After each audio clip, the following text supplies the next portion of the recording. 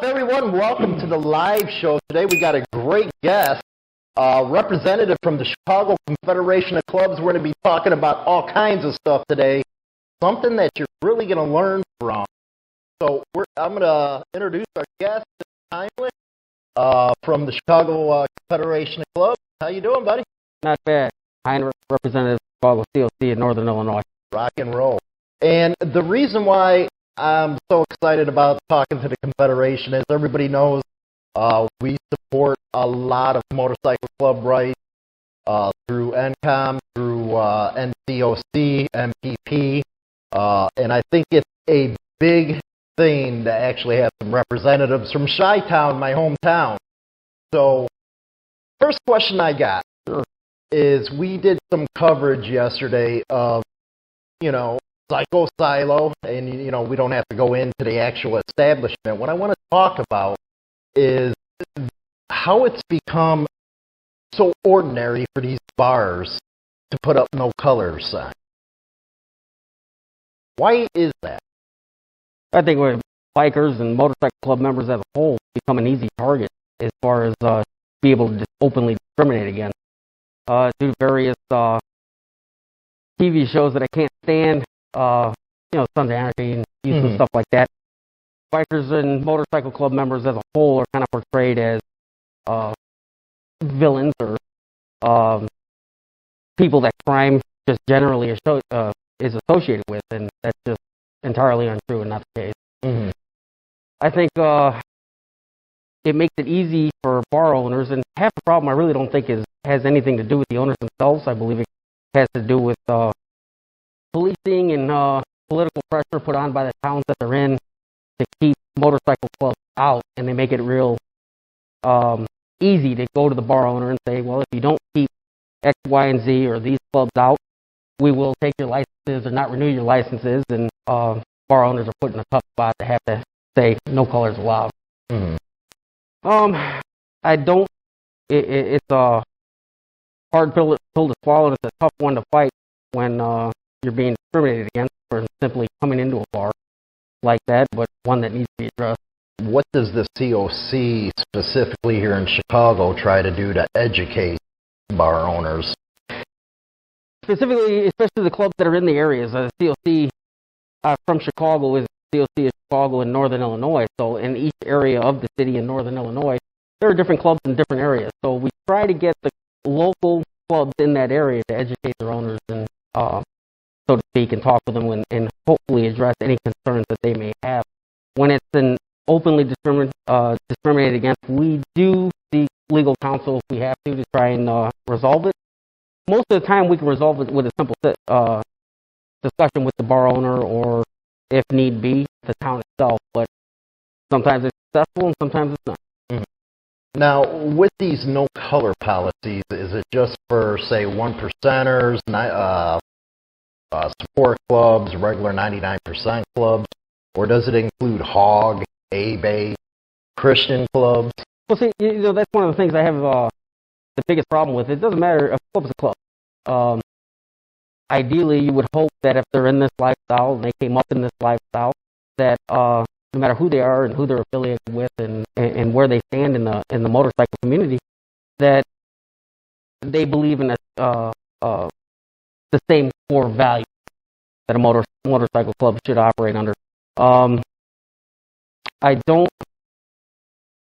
believe that it should be happening, or clubs should be lumped in, 1%er or yada yada yada. It affects all clubs equally, and the biggest problem I have with that is it's not creative. So if you take a club that is a full-fledged law enforcement club, and they're allowed in, but you have another club that's from another area and isn't a law enforcement club, and just a bunch of brothers that like to ride and have a good time, they're deemed as criminals and you aren't allowed. So if you're going to actually enforce that, you should enforce it, period, and we find out most of the time that's just simply not the case. Mm-hmm. And typically, in a lot of the bars where this happens, there is some of these spring up clubs that aren't looked at as, because they're a law enforcement club, they're not looked at in the same light that another club is, and they're allowed and they're not. Well, that's where it becomes discrimination. Right. But what recourse does the clubs have? as far as say you're going to a rally, and I know some rallies around the country, they try to write on the fence, no club colors. right, But you see everybody else going there, like you said, you have Leo clubs going in there, but they want to keep you out of there. right. The other clubs out of there. What recourse do you have legally? It's a tough one to argue. We've tried on multiple levels, and there's only, like, when you actually want to legally go after somebody, and it becomes a civil matter for a civil court, there's actually only set guidelines that you can discriminate, that you can call discrimination. Unfortunately, one of the biggest problems is that we're having trouble, and elsewhere around the country is having trouble seeing that bikers as a whole, and let's be honest, I mean, this is a lifestyle, it is a culture upon itself. There's not a lot there. Like, discrimination and laws against discrimination are based on, like, race, sex, sexual orientation, religion. You can't bar people legally for those reasons. But because you're a motorcycle club member or a member of any organization, there's not a lot to protect you from that. So that's some of the obstacles that battling that legally we're having. Mm-hmm.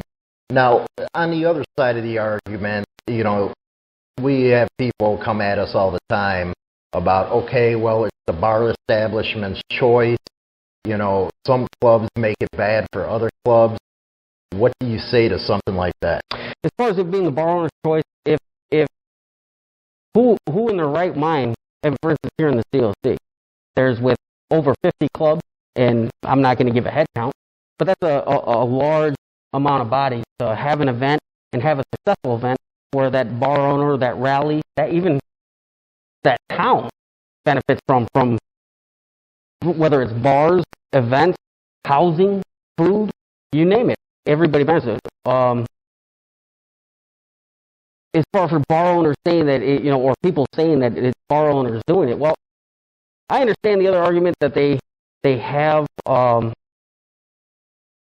they're under pressure from the town to do it. And it puts them in a very bad and peculiar spot to be able to argue with the town when the town's threatening openly or indirectly, well, we may not renew your license next year and put you out of business if you don't want to adhere to what that town wants. It puts them in a difficult spot, but at the same time, this is supposed to be a free country. I would hope that the owner men are still men. Sometimes you got to be able to stand up and actually say, that isn't right. It is a free country, and stand up not only for the bikers that they want you to keep out, but also for your own business. Who is the town to tell you who you can let into your own business? Mm. That's a little wrong in itself. Well, what gets me is some of these bars, they started off real small. Yeah. And it was club members or associates that visited that bar that got it to grow. Mm-hmm. And next thing you know, they get this pinnacle where they're like blown up and all kinds of business. I believe they're trying to live off of that image, but then all of a sudden, no, you can't come here. Correct. And that's not right in any sense. And to be able to do that, especially when the people that you're turning against and barring from your establishment are the same people that are responsible for your business being successful, I mean, what a thank you. Mm-hmm. It's not too long ago, we were out riding, we went to a bar, and it's actually one of the, here in Chicago, you got every diversity you can think of. And going down the street, we decided to stop at just a bar we've never been to, small little bar. It was in a little Irish community, a little Irish bar. We went in there, and they had like an authentic Irish band playing, right? I have never seen an authentic Irish three-man band playing. By the end of the night, there's probably 6 patrons in. This bar is no bigger than this room, right? And probably 10 to 15 of us, and just having a good time. We're buying drinks for everybody at the bar. We're having shots. Within an hour, we've got this Irish band singing with Irish accents to David Allan Coe. So it make old David proud. We had a blast. I think we got out of there about 2 a.m. Right? No problems. Not one incident. The other patrons were great. The band was great. We had a blast. We got on our bikes and we rode and called it a night. Fast forward about 3 weeks, we can pull up to the bar. We figured we had such a good time last time. We'll just stop in and have a couple beers and be on our way. And as soon as we got to the door, it was, I'm sorry, I can't allow colors. I was like, are you kidding me? What did we spend last week when we were here? And we had a great time with your patrons and your bar. What did we make you? A couple grand in a few hours? We had a great time. I don't understand the issue. Is your issue with bikers as a whole, or just motorcycle club members, or is it a personal thing against our particular club?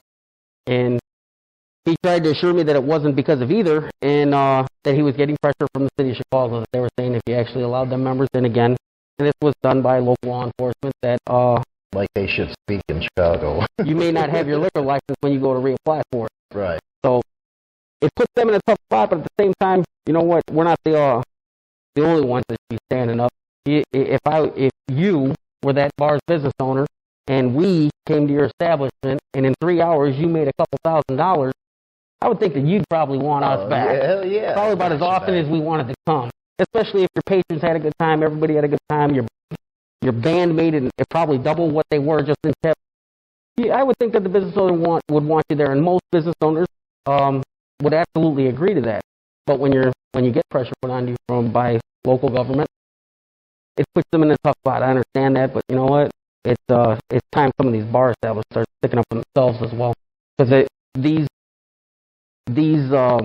demands put on by local government and city officials and police departments is also hurting their business. Mm-hmm. Now, do you think for the ones that ain't being threatened by law enforcement are putting up these no-color signs, do you think they're contributing to motorcycle club profiling? Absolutely. Indirectly, but absolutely.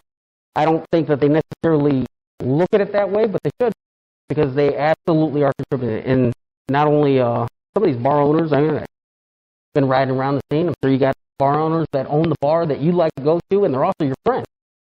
And it's they need to realize that, you know, when somebody comes and tells you you need to bar these people from your establishment, that'd be no different than me coming to you and saying, hey, you know what, your cousin that's sitting on the couch, get him the hell out of here. It's your house.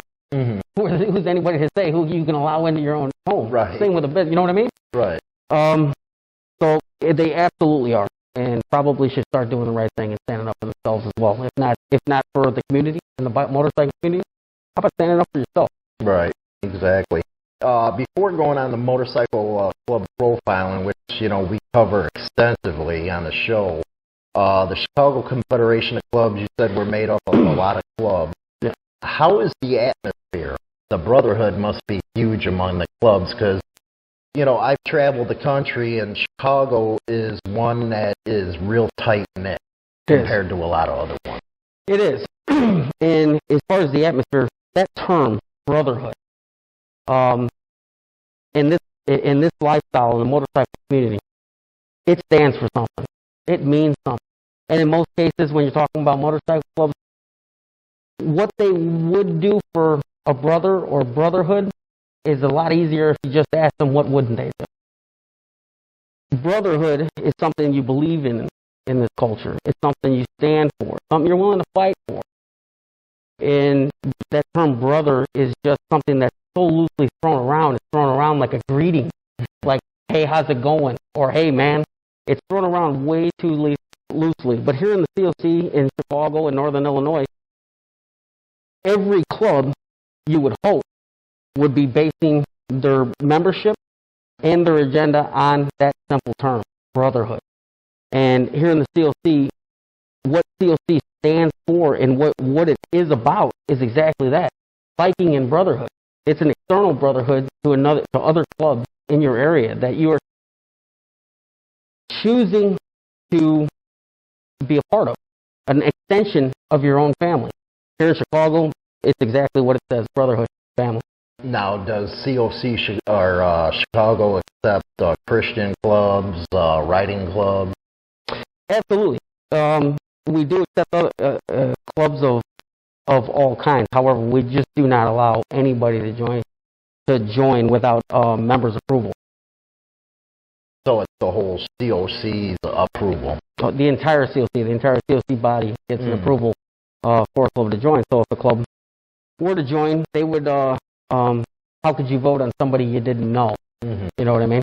So they would want to start and would be openly welcome to start hanging around some of these other COC clubs so they can get a better feel for them, and these COC clubs can get a better feel for them as well. Right. One thing that really burns my ass, if you will, you know, the internet's full of warriors out there, and you got a lot of the law enforcement. One thing I could never understand was when you were a biker, you never associated with law enforcement. There was always that line. And you'll get a lot of these people buying what law enforcement say, well, the COC or NCOM, you got to pay dues, you got to pay street tax. That's fantasy. Am I correct? That's not only a fantasy, it's an outright lie. This is based on brotherhood. You can't call yourself a brother by charging what you consider to be a brother. It's based on brotherhood. Absolutely not. As far as like you're talking about, I've heard the rumors as well as far as somebody has to pay a tithe or a shakedown. That's not what we're about. That's not what the COC is about. That's not what these 50 clubs are about. How could you have 50 clubs, over 50 clubs, standing together and being treated like that? The COC would not have lasted as long as it has. It would not have the honor that it does if that were happening. The only thing that could keep 50 clubs, think about it, how many personalities that is. Not only an individual club, but as a whole. And keep 50 guys all together, all moving together, all believing in the same thing, all standing righteously through the brotherhood under false pretenses or shitty pretenses like extorting something. Right. That does not happen, will not happen. We would not tolerate that. Right. Now, COC, besides the Brotherhood, you guys do a shit ton for the community. What's some of the, the charity stuff that you guys do, how you get involved in the neighborhood? I always say on the show, I was like, you know what, if your block has a clubhouse, you're the safest around. Because clubs are always involved in the communities. There's been clubs out there during these protests out there protecting businesses and, making sure that people were fed, the whole 9 yards. As far as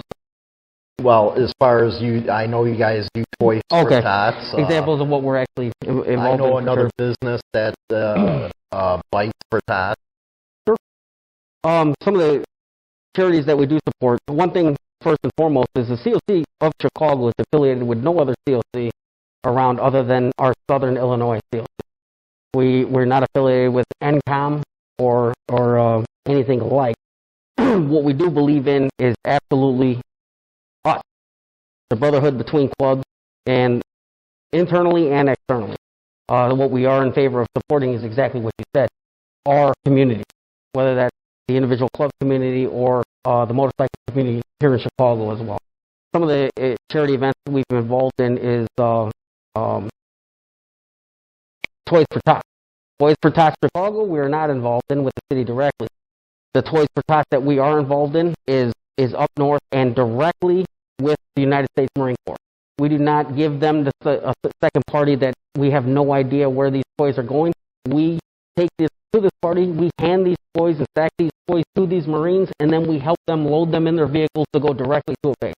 We want to ensure that they actually go where they're intended. And I'll give you an example. One of the reasons why we don't, and this is probably not known by many, one of the reasons why we don't support a Toys for Tots, say, in the city of Chicago's Toys for Tots, is because I was actually on the ride where we went one year, and everybody was requested, of course, to bring a toy, and you probably had about 200 to 300 bikes with toys strapped to these bikes, and 2 U-Haul trucks filled with toys. And when we got there, you want to talk about discrimination, what they told us was, we can't take these toys from all these motorcycle clubs because it's questionable about where the money to pay for them came from. Tell that to the kid that didn't get anything. So instead what we did is we took all those toys, both those U-Hauls, and we drove them up north and hand-delivered them to the United States Marine Corps. Man, that's messed up.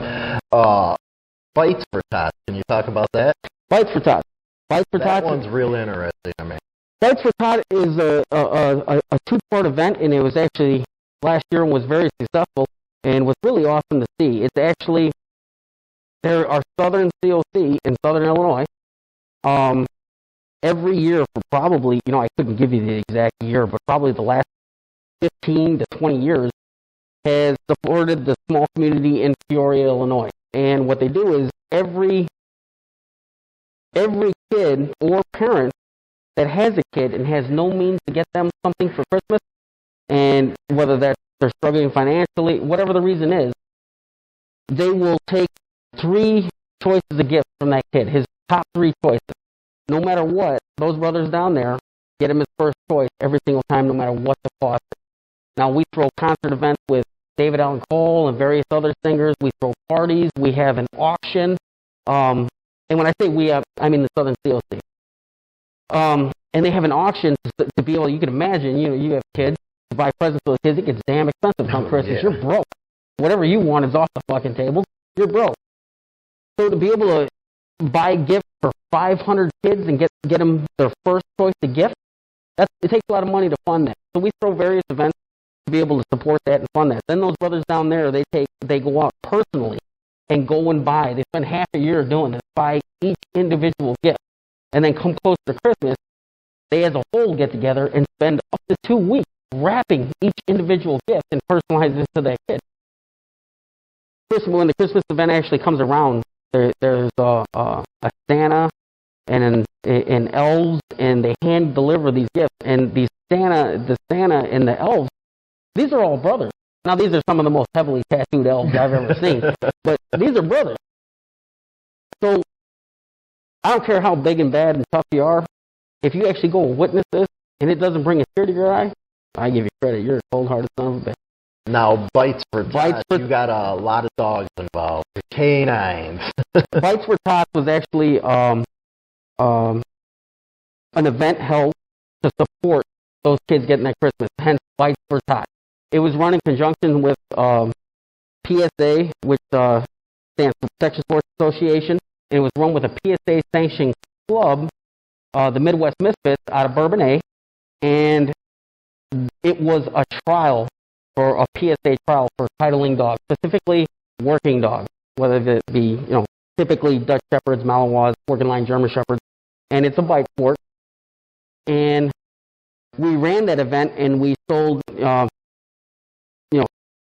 took donations for tickets. We had raffles, various things like that, and all those proceeds went to the kids down for. I think we raised over $3,000 for those kids. In a way, it was awesome. And one of the greatest parts of that event was not only were we well received by other spectators, but we were well received by the competitors.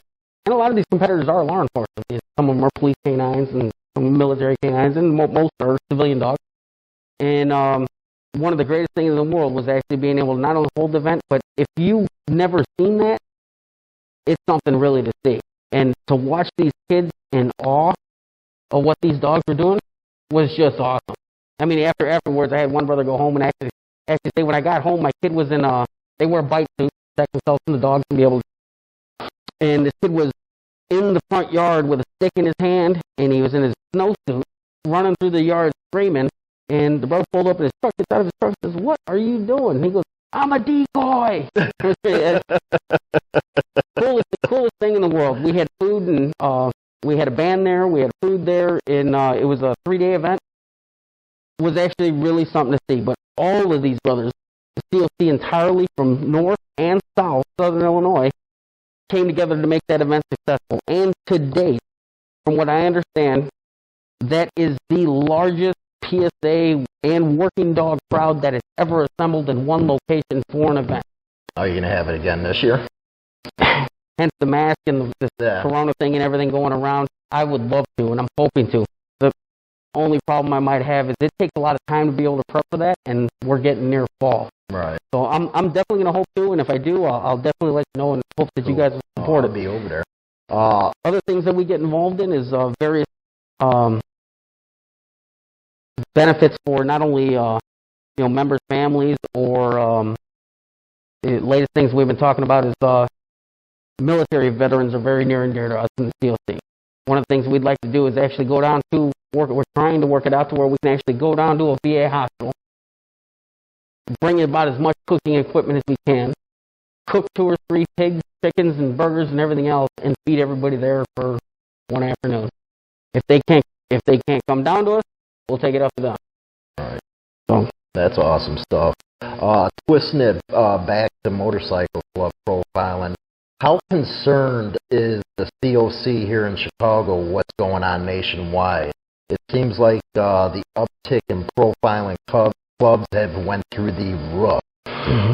You had one club on the West Coast who just got, the entire club got RICO'd, and they're trying to take their patch. Insane, isn't it? Yeah. It's in the Ninth Circuit of Appeals right now. It's probably going to go all the way to the Supreme Court. But how crazy is a whole club getting RICO'd for the actions of a few 20 or 15 years ago? Yeah, that's insane. It's absolutely insane. And one of the rights you have in this country as an American and in this great country is to be able to assemble, and assemble where you choose to. And that's insane. That's insane. Well, there was sound in Texas, because Texas is like the big hot spot right now, where a club member got pulled over. He had a legal CCW, or that's what Illinois calls them, but a regular carry card.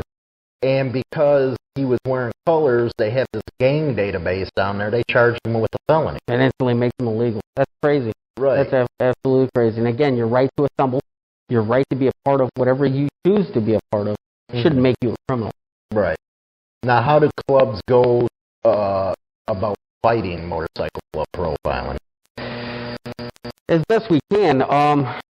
Specifically with us, we go legally, of course, and use counsel and retain counsel any chance we get. Again, some of the biggest problems that we're coming to see is, you know what, if you were of a different sexual orientation, or you were of a different religious group, or if you were a different skin color, or anything, you have no problem against being discriminated like that. But however, because you're a member of a motorcycle club, it seems like there's nothing in line to almost protect you from it. So it, not only here, but everywhere else around the country is having the same issue. So there's been very far and few wins, but there have been some for the motorcycle community as far as battling discrimination, because there's not a lot to base it off, which needs to change.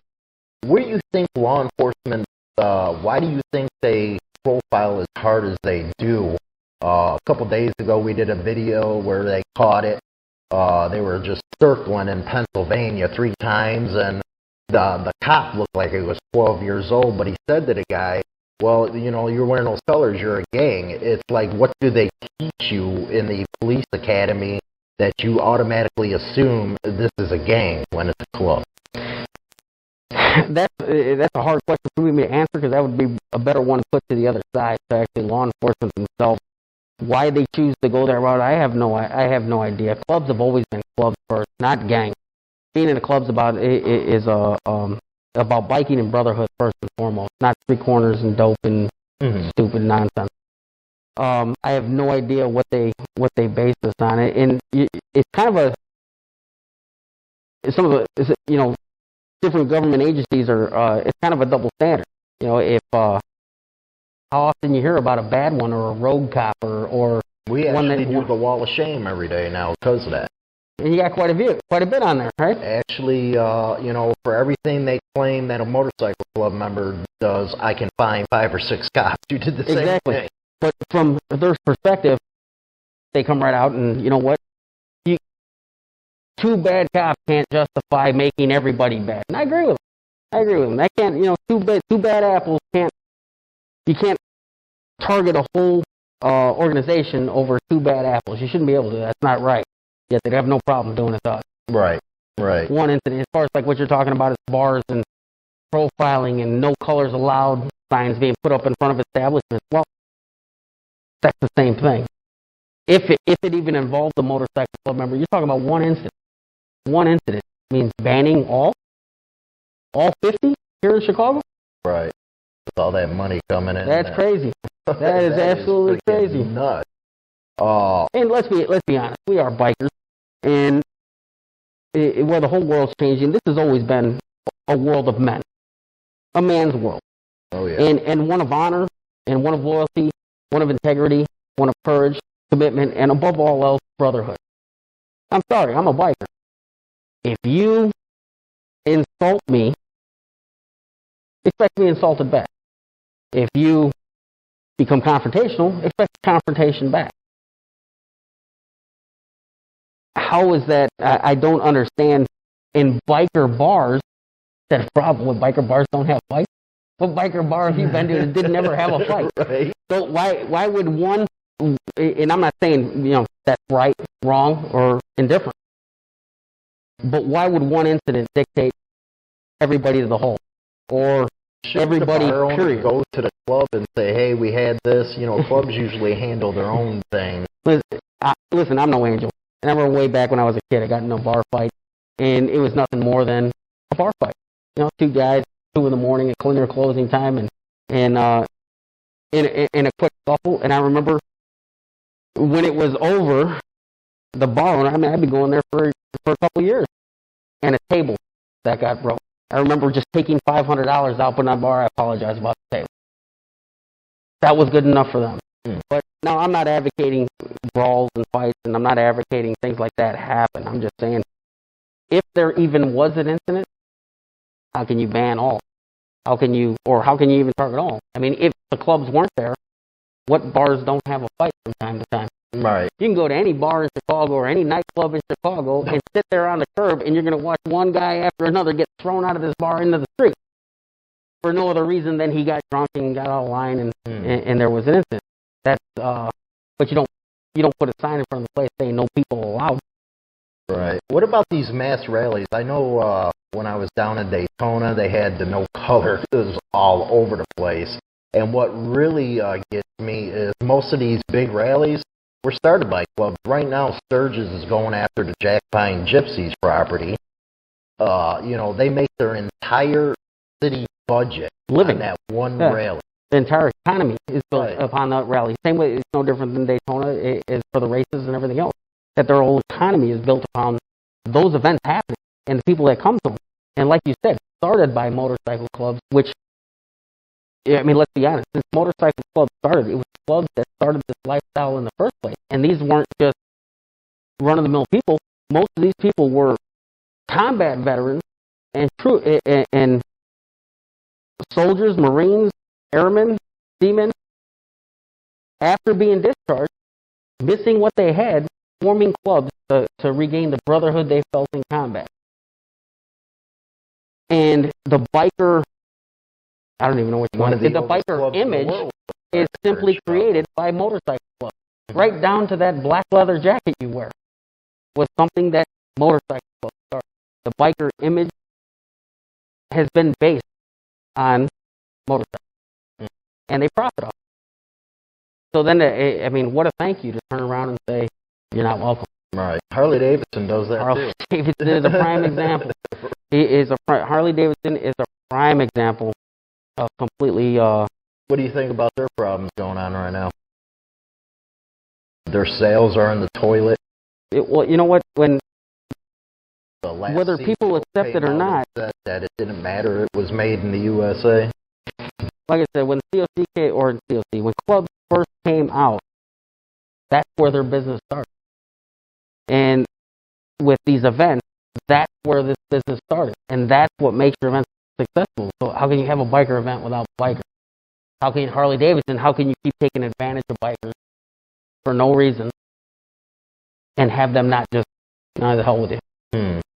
They're now Harley Davidson is no longer the only name in the game. You got India and some other ones out there. But you mentioned something that was good where you say you can't hold all cops responsible for certain individuals. We argue all the time, to the chagrin of a lot of haters out there, that the stuff you're seeing in the news that we cover all the time, that stuff ain't club sanctioned. That's just people out there doing their own damn thing. The media wants to put clubs out there like you're some kind of gangsters. And it's like, have you seen some club members? They can't even pay dues, man. How they gangsters?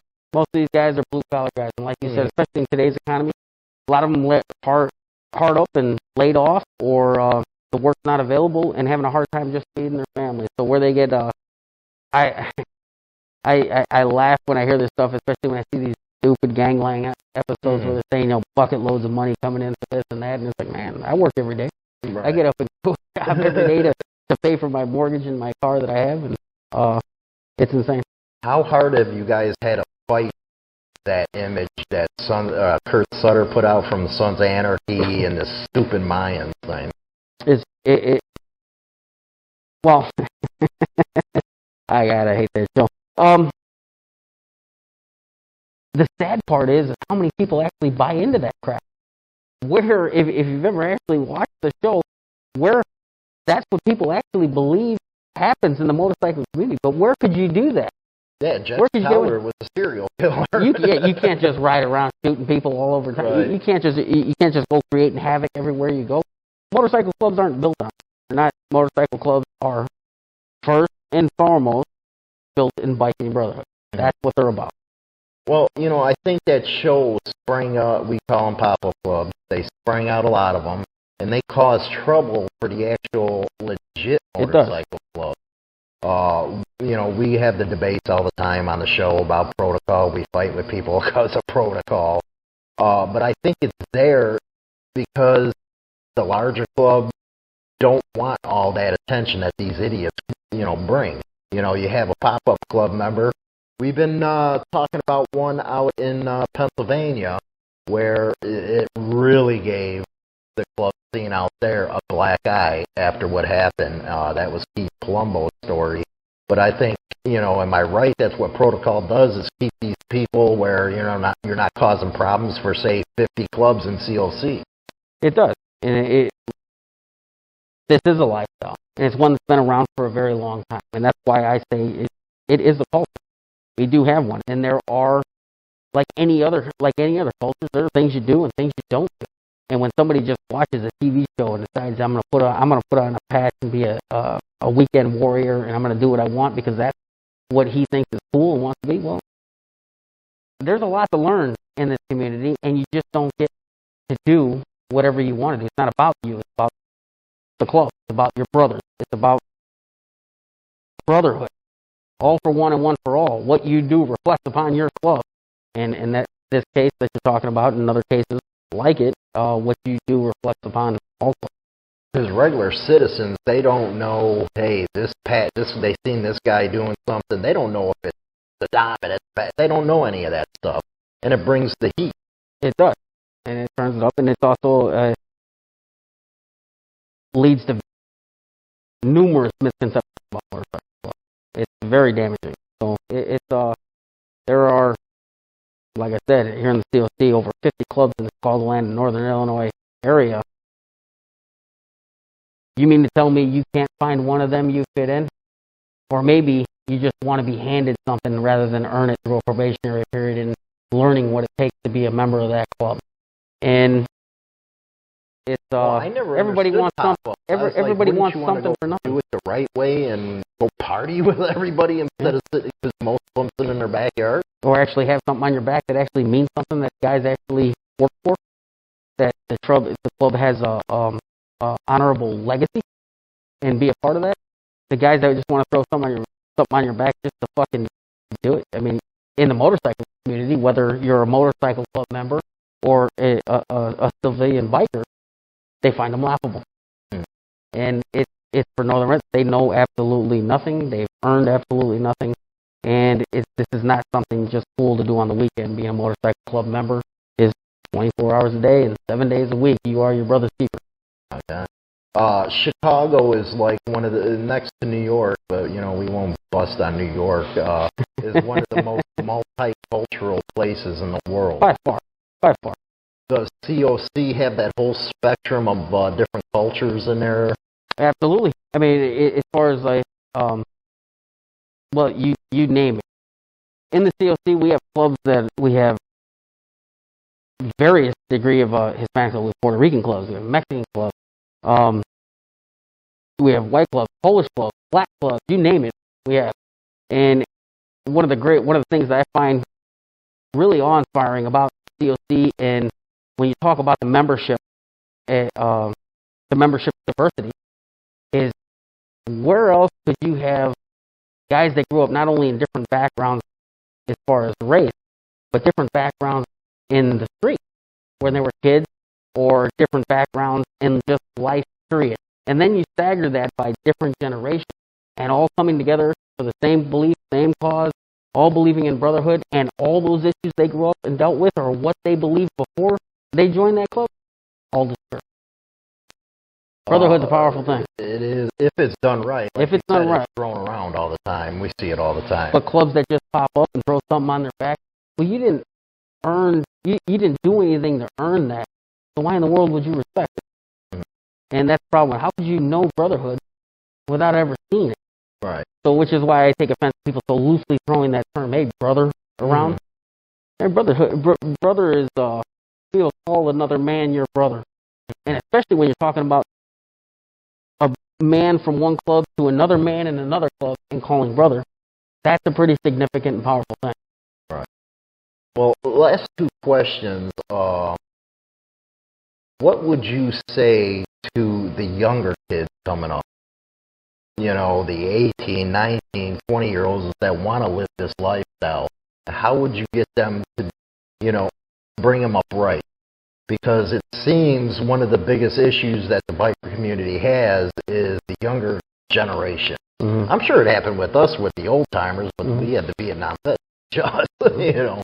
Well, one of the things I always liked about our veterans and our troops serving, we're huge supporters of our veterans and our troops. The one thing I love about them the most, they understand discipline, they understand honor, they understand chain of command, they understand respect, they understand authority. They understand brotherhood. They fought in foxholes. Exactly. So like what you're saying, you were coming from Vietnam vets. These are guys that already had these principles that we're able to show you. Mm-hmm. So the same applies to today. We've got several veterans standing in this room from our military, and those guys are still responsible in instilling the values into new members as well. So why do you think with the profiling, if they know, you know, especially if there's one veteran and then they got the veteran, why do you think, you know, are they scared of clubs? Are they scared of the organization? You're talking about as far as local government, things like that? Yeah. Honestly, I think we make an easy target and an easy way to make a name for yourself. And look at these criminals we got here and what we're an election point. Look at what we're going to do to stop them to make the average civilian feel safe. Look at what we're going to keep out. Because these guys are nothing but this, and that. And it's entirely untrue, but they use it as a punchline for their election. Okay. Well, last question. Do you guys have events that are open to the public, like open houses, parties? We do have parties and things like that, but just like, what's the easiest way I can put this? If you had a party at your house inviting friends and family over to celebrate your new grandbaby, you wouldn't let a stranger walk through your... You wouldn't let... Twins. But you wouldn't allow a stranger to walk through your living room. So, you might not have a problem with the guy, and he'd be more than welcome after you got to know him. All right. Now, this is the last question here. For those who actually want to get to know a club, how do they do it? The old-fashioned way. Go and talk to them. How would do they go see you in a bar? Do they go introduce themselves? How do they? Absolutely. So, like I said, this lifestyle and culture has been built by men of integrity, honor. Who wouldn't, if somebody walked up and said, "Hey, how you doing? I'm so and so," shake their hand and say, "Well, I'm so and so. What do you want?" Okay. Just as easy as that, start a conversation. Well, I appreciate having you on the show. This has been awesome. Hopefully it's been informative for all of you guys out there. If you got questions, you guys can always send them in to me. I'll get them to the right people if you're not jackasses about it. Don't forget to go over to Bagger Syndicate Cycle. That's where I get all my hats from. They're off on the East Coast, Buffalo. And with that, I'll see you in the next segment. That was a hell of an interview, and I'd like to thank the Chicago Confederation of Clubs as well as the club that opened up their clubhouse for the interview. One thing that you should take out of this whole thing is don't go to the internet for your advice on clubs. Go directly to them. The representative from the Confederation of Clubs, he did a perfect job in explaining protocol, motorcycle club profiling, the club colors thing in bars. That's the type of advice you need. The only way you're going to learn is to go to clubs themselves. Yes, it's all right going on the internet, hearing about this protocol, that protocol. But like I always say, it's always local, man. What happens on the East Coast don't happen in the Midwest or on the West Coast. You get a little idea of, what's behind everything. But until you get off that computer, go to a club event, or just go up to a club member and shake his hand, you're not going to really understand how everything works. Another thing that I really got out of the interview is just how much Leo isn't trained when it comes to motorcycle club. Actually, they're trained wrong if you really think about it from the get-go. We seen the one profiling video in one of the episodes before this, where the cops were circling and circling and circling, and then finally one of the club members just went right up to him and said, "Hey, this is what's up." And the cop, again, looked like 12 freaking years old, looks at him, "Well, you're a gang, aren't you?" You know what? Cops have so much more to worry about than motorcycle club members. Motorcycle club members are mostly blue collar. They go to work just like you and I every morning to provide for their family. For law enforcement to go and label a lot of the big clubs criminal gangs because of what a few individuals do is out of line. The Wall of Shame here on the Insane Throttle's Biker News Show.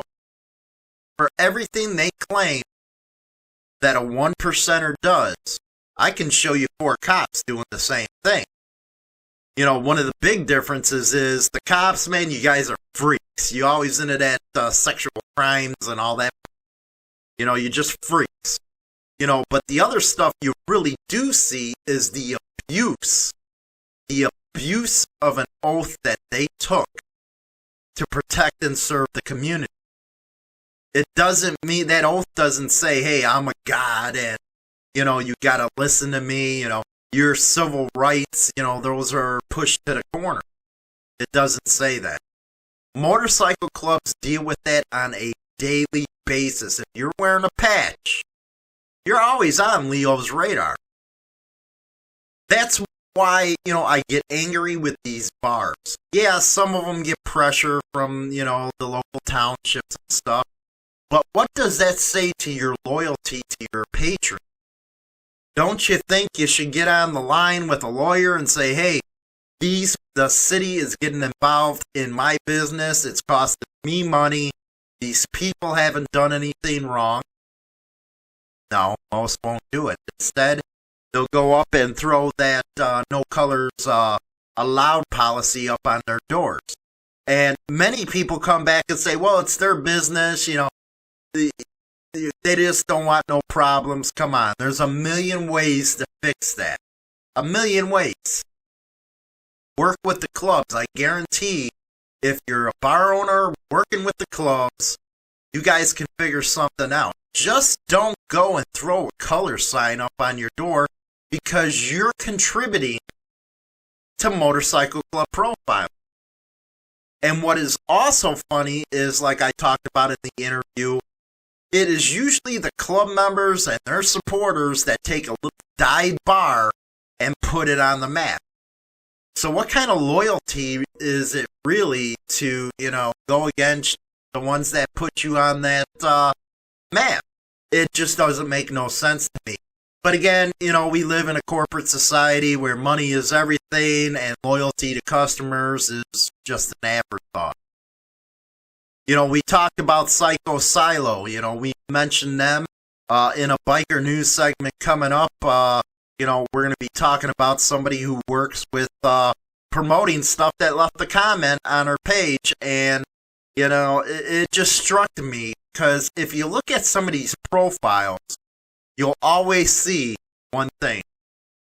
They're usually a Leo support.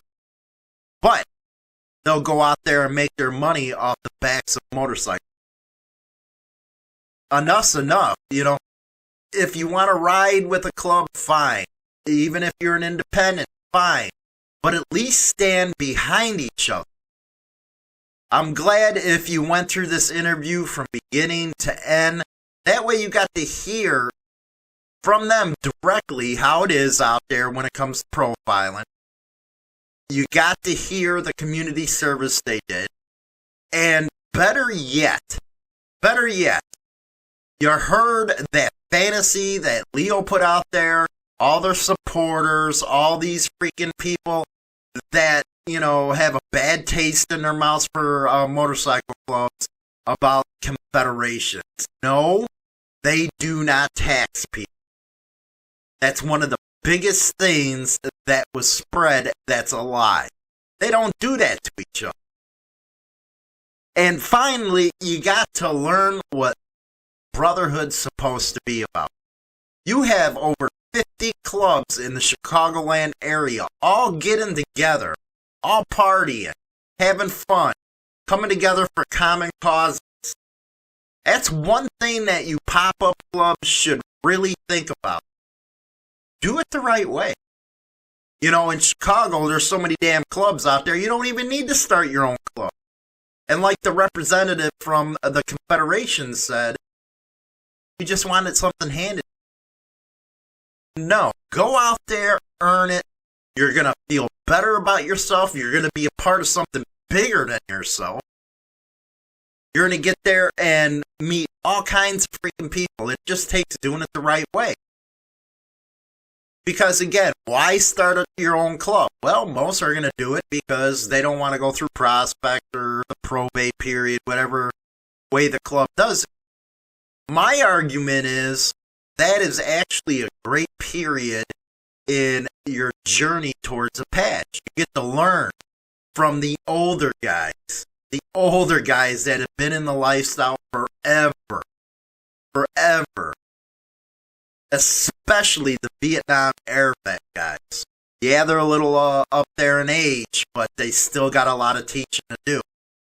So why go out there and jeopardize that by starting your own club? Because, you know, the people within the club community, if they see that, well, you're not going to get the respect.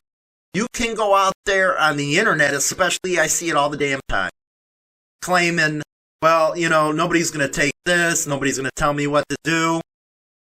In actuality, man, you're weak. And the reason why you're weak is you're not going through a traditional process.